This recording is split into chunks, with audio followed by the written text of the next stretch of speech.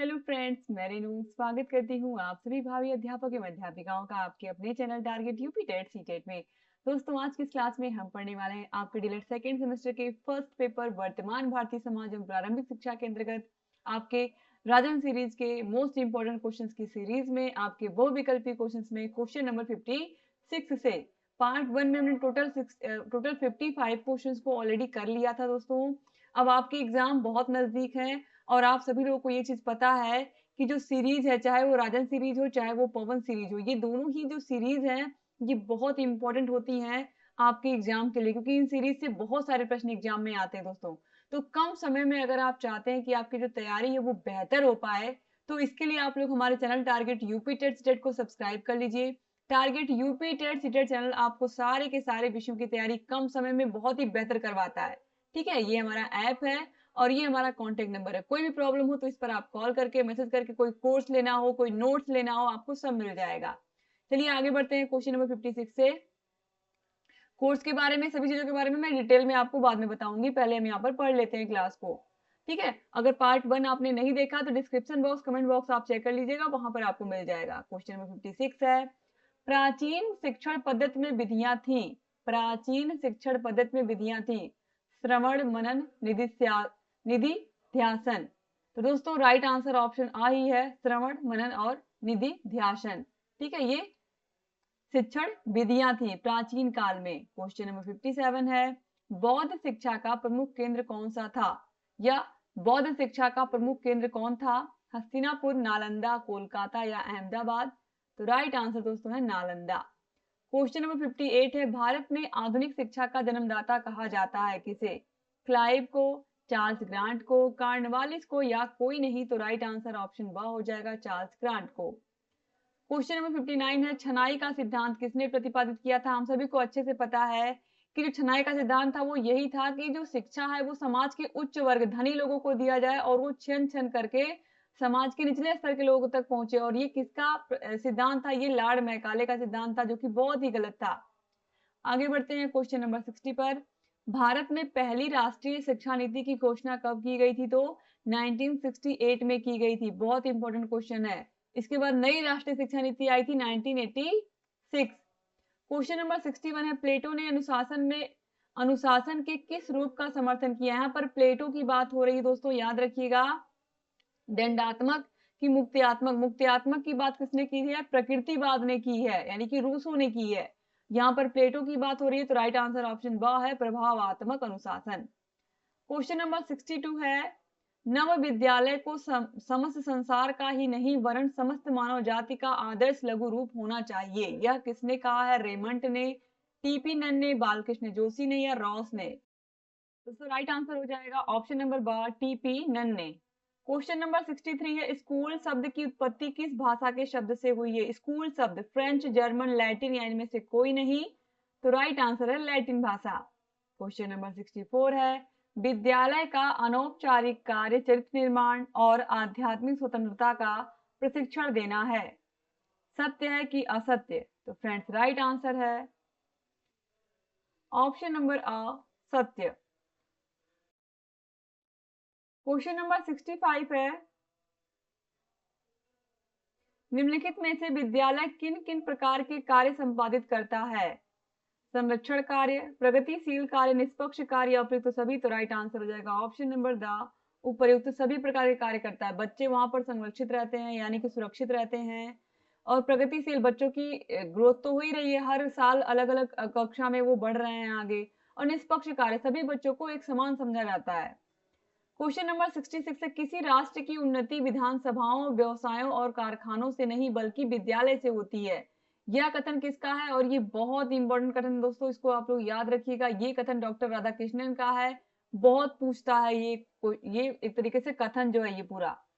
Question number 67 है, विद्यालय घर से शिक्षा का उत्तम स्थान होता है। विद्यालय घर से शिक्षा का उत्तम स्थान होता है, सत्य है कि असत्य है? तो फ्रेंड्स, राइट आंसर हो जाएगा ऑप्शन नंबर असत्य है, क्योंकि विद्यालय में बच्चे आकर के बहुत सारी चीजें सीखते हैं। क्वेश्चन नंबर 68 है, राज्य मुख्य रूप से शिक्षा का किस प्रकार का साधन है? तो राज्य की अगर हम बात करें तो ये यहाँ पर आप देखिए, औपचारिक, अनौपचारिक, व्यावसायिक साधन या फिर अव्यावसायिक साधन। तो फ्रेंड्स, राइट आंसर हो जाएगा औपचारिक साधन है, ऑप्शन आ सही हो जाएगा। क्वेश्चन नंबर 69 है, निम्न में से राज्य के कौन कौन से शैक्षिक कार्य हैं? विद्यालयों की स्थापना करना, शिक्षा के लिए आर्थिक व्यवस्था करना, निश्चित स्तर तक शिक्षा को अनिवार्य बनाना या उपयुक्त सभी। तो राइट आंसर हो जाएगा ऑप्शन नंबर द, उपयुक्त सभी। क्वेश्चन नंबर 70 है, राज्य का निःशुल्क एवं अनिवार्य प्राथमिक शिक्षा से कोई संबंध नहीं है, असत्य। क्वेश्चन नंबर 71 है, आदर्शवाद के अनुसार शिक्षा का केंद्र बिंदु क्या है? तो शिक्षक, ऑप्शन नंबर आ जो है ये सही हो जाएगा। क्वेश्चन नंबर 72 है, निम्न में से कौन आदर्शवादी नहीं है? तो सुकरात, प्लेटो, हीगल या ड्यूबी। तो right answer option number the, John ड्यूबी। Question number 73 है, निम्न में से कौन प्रकृतिवादी दार्शनिक है? तो प्रकृतिवादी देखिए सुकरात, प्लेटो, हार्न या फिर स्पेंसर, इसमें से कौन है जो प्रकृतिवादी है? मुख्य रूप से प्रकृतिवादी कौन है? रूसो। रूसो का नाम सबसे पहले आता है दोस्तों प्रकृतिवाद में, याद रखिएगा। ये भी बहुत इंपॉर्टेंट क्वेश्चन एग्जाम में पूछता है कि प्रकृतिवाद के सबसे ज्यादा समर्थक कौन थे? तो रूसो थे। तो राइट आंसर जाएगा स्पेंसर। क्वेश्चन नंबर 74 है, प्रकृतिवाद किस प्रकार के अनुशासन की बात करता है? तो प्रकृतिवाद मुक्तयात्मक अनुशासन की बात करता है, ऑलरेडी मैं आपको बता चुकी हूँ। क्वेश्चन नंबर 75 है, विद्यालय को समाज का लघु रूप मानते हैं? तो विद्यालय को समाज का लघु रूप कौन मानता है? आदर्शवादी, प्रकृतिवादी, प्रयोजनवादी या फिर मानववादी। तो फ्रेंड्स राइट आंसर है प्रयोजनवादी। क्वेश्चन नंबर 76 है, विवेकानंद ने जन शिक्षा के लिए संस्था की स्थापना की? तो विवेकानंद जी ने रामकृष्ण मिशन की स्थापना की थी। ब्रह्म समाज की स्थापना राजा राम मोहन राय ने की थी और आर्य समाज की स्थापना स्वामी दयानंद सरस्वती जी ने की थी। क्वेश्चन नंबर 77 है, टैगोर जी द्वारा रचित पुस्तक थी? तो गीतांजलि, ऑप्शन ब सही हो जाएगा। क्वेश्चन नंबर 78 है, गांधी जी द्वारा प्रस्तावित शिक्षा कहलाती थी? बुनियादी शिक्षा, ये बहुत ही इंपॉर्टेंट प्रश्न है दोस्तों। क्वेश्चन नंबर 79 है, बाल केंद्रित शिक्षा के प्रवर्तक कौन थे? तो बाल केंद्रित शिक्षा के प्रवर्तक थे गीजू भाई बधेका, ऑप्शन ब सही हो जाएगा। क्वेश्चन नंबर 80 है, प्लेटो ने मुख्य रूप से किस शिक्षण विधि का प्रतिपादन किया था? प्रश्नोत्तर विधि, संवाद विधि, व्याख्यान विधि या प्रयोगात्मक विधि। तो फ्रेंड्स राइट आंसर हो जाएगा संवाद विधि। संवाद विधि प्लेटो की देन है। क्वेश्चन नंबर 81 है, मनुष्य की अंतर्निहित पूर्णता को अभिव्यक्त करना ही शिक्षा है, यह विचार किसका है? दोस्तों यह कहा था स्वामी विवेकानंद जी ने, ऑप्शन ब सही हो जाएगा। क्वेश्चन नंबर 82 है, शिक्षा की प्रथम पाठशाला कहा जाता है? तो शिक्षा की जो प्रथम पाठशाला होती है वो परिवार होता है, ऑप्शन ब सही हो जाएगा। आगे बढ़ते दोस्तों, अगला प्रश्न है क्वेश्चन नंबर 83, माताएं आदर्श अध्यापिकाएं हैं और घर द्वारा दी जाने वाली अनौपचारिक शिक्षा ही सबसे अधिक प्रभावशाली व स्वाभाविक है, यह किसने कहा? गांधी जी, कामेनियस, फ्रॉबेल या मॉन्टेसरी। दोस्तों ये जो कथन है ये फ्रॉबेल का है और आपके सीरीज में मॉन्टेसरी दिया हुआ जो कि गलत है, ठीक है। तो याद रखिएगा, इंपॉर्टेंट प्रश्न है। क्वेश्चन नंबर 84 है, बालक की शिक्षा का प्रारंभ कहाँ होता है? तो बालक की जो शिक्षा का प्रारंभ है वो कहाँ से होता है? परिवार या घर से। तो राइट आंसर ऑप्शन ब हो जाएगा। क्वेश्चन नंबर 85 है, घर शिक्षा का सर्वोत्तम स्थान और बालक का प्रथम विद्यालय है, किसने कहा है? तो दोस्तों ये कहा है पेस्टालॉजी ने, ऑप्शन आ सही हो जाएगा। क्वेश्चन नंबर 86 है, सम्मिलित परिवार व्यवस्था के टूटने से विद्यालय पर अतिरिक्त बोझ पड़ रहा है, बिल्कुल सही, ऑप्शन आ सही हो जाएगा।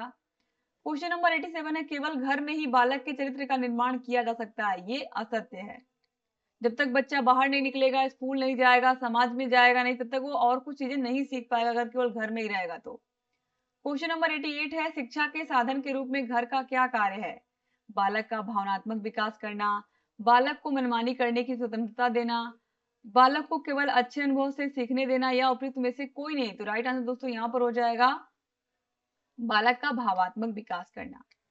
क्वेश्चन नंबर 89 है, परिवार समूह प्रथम मानव पाठशाला है? परिवार समूह प्रथम मानव पाठशाला है। प्रत्येक व्यक्ति की अनौपचारिक शिक्षा सामान्य रूप से परिवार में ही प्रारंभ होती है, बालक का बहुत महत्वपूर्ण समय परिवार में ही बीतता है, यह कथन किसका है? तो यह कथन है बोगार्ट्स का, बहुत इंपॉर्टेंट है दोस्तों, याद रखिएगा। क्वेश्चन नंबर 90 है, अच्छे घर या परिवार में आवश्यक गुण क्या होने चाहिए? जिसका वातावरण सुखद व प्रेमपूर्ण हो, जिसमें भावात्मक संतुलन हो, जिस परिवार में लोगों की संख्या अधिक हो या जिसमें बच्चों को कठोर अनुशासन में रखा जाता हो। तो राइट आंसर दोस्तों ऑप्शन नंबर आ ही है, जिसका वातावरण सुखद और प्रेमपूर्ण हो। क्वेश्चन नंबर 91 है, देश में सैनिक शिक्षा की व्यवस्था करना राज्य का परम कर्तव्य है? देश में सैनिक शिक्षा की व्यवस्था करना राज्य का परम कर्तव्य है, सत्य की असत्य? तो राइट आंसर है सत्य। क्वेश्चन नंबर 92 है, प्लेटो ने अपने ग्रंथ रिपब्लिक में दार्शनिक शासन की कल्पना की है, सत्य है कि असत्य? तो राइट आंसर है दोस्तों सत्य। क्वेश्चन नंबर 93 है, निम्न में से कौन सी रचना रूसो की नहीं है? The laws, the new Heloise Emile या द सोशल कॉन्ट्रैक्ट? तो राइट आंसर है दोस्तों द लॉज, ये प्लेटो की रचना है। क्वेश्चन नंबर 94 है, रूसो के अनुसार शिक्षा का स्वरूप कैसा होना चाहिए? तो रूसो क्या थे? प्रकृतिवादी थे, तो ऑप्शन ब सही हो जाएगा। क्वेश्चन नंबर 95 है, ड्यूबी के अनुसार शिक्षक है एक बाधा, एक आदर्श, एक सामाजिक मनोवैज्ञानिक आवश्यकता या विशेष विषय विशेषज्ञ? राइट आंसर है एक सामाजिक और मनोवैज्ञानिक आवश्यकता। क्वेश्चन नंबर 96 है, निम्न में से कौन सी ड्यूबी की रचना नहीं है? द सोशल कॉन्ट्रैक्ट, अभी आपने देखा कि ये किसकी रचना है? ये रूसो की रचना है। ठीक है, यहाँ पर आपने देखा क्वेश्चन नंबर 93 में, तो ये ड्यूबी की रचना नहीं है। बाकी how we think, democracy and education, the school and society, ये सब जॉन ड्यूबी की ही रचनाएं हैं। क्वेश्चन नंबर 97 है, फ्रॉबेल के अनुसार कौन सा खेल अनुपयोगी है? गत्यात्मक खेल, समूह गान, एकांकी नृत्य या उपहारों का प्रयोग? तो राइट आंसर है उपहारों का प्रयोग। क्वेश्चन नंबर 98 है, किंडरगार्टन से क्या अभिप्राय है? तो बाल उद्यान, किंडरगार्टन को हम क्या कहते हैं? बाल उद्यान हिंदी में। क्वेश्चन नंबर 99 है, मॉन्टेसरी शिक्षण प्रक्रिया में बाल घर से क्या तात्पर्य है? तो बाल घर विद्यालय, घर, उद्यान या दुकान? तो फ्रेंड्स राइट आंसर हो जाएगा विद्यालय। क्वेश्चन नंबर 100 है, मॉन्टेसरी ने मुख्य रूप से किन बच्चों की शिक्षा पर ध्यान दिया था? तो मानसिक रूप से मंद बालकों की। क्वेश्चन नंबर 101 है, समाज की सबसे छोटी इकाई है विद्यालय, परिवार, सामाजिक संस्थाएं या व्यक्ति? तो समाज की सबसे छोटी इकाई है परिवार। क्वेश्चन नंबर 102 है, घर ही बालक की शिक्षा के लिए सर्वोत्तम स्थान है, असत्य। क्वेश्चन नंबर 103 है, जनसंचार के साधनों को मुख्यतः कितने भागों में बांटा जाता है? तो 3 भागों में दोस्तों, याद रखिएगा, प्रिंट मीडिया, इलेक्ट्रॉनिक मीडिया और सोशल मीडिया या डिजिटल डिजिटल मीडिया। तो प्रिंट मीडिया में अखबार आ जाएगा, मैगजीन आ जाएगा, इलेक्ट्रॉनिक मीडिया में टीवी आ जाएगा, टेलीविजन जो हम टीवी में देखते हैं चीजों को, इलेक्ट्रॉनिक मीडिया, और लास्ट में डिजिटल मीडिया जो कि सोशल मीडिया जिसका आजकल जमाना है।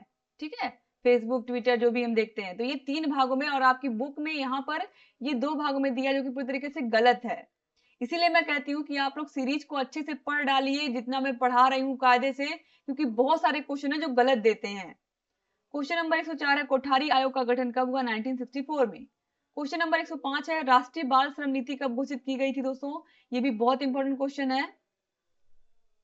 राइट आंसर हो जाएगा 1987 में। 106 है, पारिस्थितिकी संतुलन का एक महत्वपूर्ण गति कारक है रोजगार में वृद्धि, तीव्र जनसंख्या वृद्धि, सुविधाएं या इनमें से कोई नहीं? तो फ्रेंड्स राइट आंसर हो जाएगा तीव्र जनसंख्या वृद्धि। क्वेश्चन नंबर 107 है, जनसंख्या वृद्धि पर नियंत्रण का क्या उपाय है? तो शिक्षा, शिक्षा ही एकमात्र उपाय है जनसंख्या नियंत्रण का। क्वेश्चन नंबर 108 है, जातिवाद का उद्गम स्रोत है धर्म, जाति, व्यवसाय या इनमें से कोई नहीं? दोस्तों तो राइट आंसर दोस्तों यहाँ पर हो जाएगा जाति। क्वेश्चन नंबर 109 है, सांप्रदायिकता उन्मूलन के लिए प्रमुख भूमिका अदा कर सकता है समाज सुधार, प्रचार प्रसार, शिक्षा या मीडिया? तो दोस्तों राइट आंसर यहाँ पर भी हो जाएगा शिक्षा। क्वेश्चन नंबर 110 पे आते हैं, निम्न में से कौन सा भौतिक प्रदूषण नहीं है? सामाजिक प्रदूषण, वायु प्रदूषण, जल प्रदूषण या मृदा प्रदूषण? तो राइट आंसर है सामाजिक प्रदूषण। बाकी सब भौतिक प्रदूषण है, लेकिन सामाजिक प्रदूषण ये भौतिक प्रदूषण में नहीं आता। ठीक है, तो इस तरीके से दोस्तों टोटल 110 क्वेश्चन आप लोगों ने पढ़ा। उम्मीद करती हूँ कि आज की जो क्लास है ये आपको पसंद आई होगी। और दोस्तों अगर हम सेकेंड सेमेस्टर की बात करें, तो सेकेंड सेमेस्टर में अगर आपको सारे विषयों के वीडियोस लेक्चर चाहिए, सारे विषयों के नोट चाहिए हाथों से लिखे हुए, सारे विषयों के टेस्ट सीरीज, हर एक सब्जेक्ट में चैप्टर के खत्म होने पर हम टेस्ट लेते हैं, वो भी आपको मिलेगा। इसके अलावा 8 से 10 सालों के प्रीवियस ईयर क्वेश्चन पेपर्स आपको मिलेंगे हमारे channel target UP TET CTET पर। और Rajan series, Pawan series, master class, ये सब आपको मिलते हैं दोस्तों हमारे ऐप जिसका नाम है अस्तित्व एकेडमी। अस्तित्व एकेडमी ऐप पर आपको सारी की सारी सारे लेक्चर्स मिल जाते हैं, वीडियोस मिल जाती हैं, सारी की सारी जानकारी आपको एक ही प्लेटफॉर्म पर मिल जाती है। ठीक है, इस तरीके से आपको पूरा का पूरा प्लेलिस्ट खुल करके आता है, जैसे ही आप देखते हो second semester all subject class link, इस तरीके से आपको देखने को मिलेगा, जहां पर आपको सारे के सारे सेमेस्टर की जानकारी, सारे के सारे विषयों की जानकारी अच्छे से मिलती है और तैयारी बहुत बेहतर होती है। तो फ्रेंड्स आज ही चैनल को सब्सक्राइब कर लीजिए, और जहां कहीं कोई भी डाउट है हमसे पूछते रहिए। ये हमारा कॉन्टेक्ट नंबर है, इस पर कॉल करके या मैसेज करके आप सारी जानकारी हमसे ले सकते हैं दोस्तों। एक बार फिर से आप सभी भाई-बहनों का बहुत-बहुत शुक्रिया। आप लोग चैनल को सब्सक्राइब कर लीजिए और हमारे ऐप को भी डाउनलोड कर लीजिए। ऐप की लिंक डिस्क्रिप्शन बॉक्स और कमेंट बॉक्स में मिल जाएगी। प्ले स्टोर पर जा कर के आप डाउनलोड कर सकते हैं। कोई भी समस्या हो मैसेज करिए, कॉल करिए। अगर आपको केवल 1 या 2 विषय का नोट्स चाहिए, केवल नोट्स चाहिए तो नोट्स भी हम देते हैं। Thank you so much friends. जय हिंद।